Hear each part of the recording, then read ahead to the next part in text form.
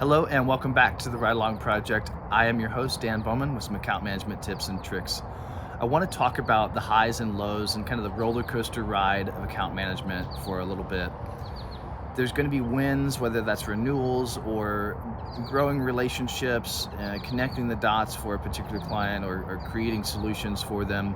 And those are really fun moments, but there's going to be lows at some point, whether that's bumps in the road from an operations perspective, a change in a product that may create friction for your clients or for you internally.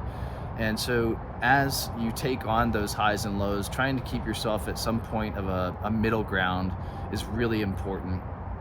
And a good way to do that is, yes, you want to celebrate the wins, but if you allow yourself to get kind of too high on that mountaintop experience, then you could turn around and there could be a customer concern, bad news that you have to deliver. And so wanting to make sure that you're not having those giant shifts in emotions, it can create a lot of unnecessary anxiety and stress within the job. And so kind of keeping that even keel, um, making sure that you surround yourself with people that are doing the same, and kind of keeping folks in check.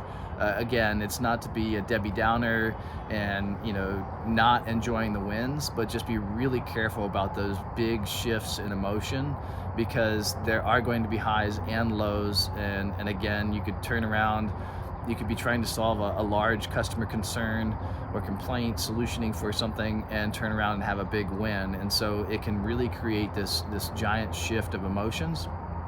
That was actually something early on. I don't know that we probably used it as much as we should in the interview process, but that was something as I was taking on my first account management role.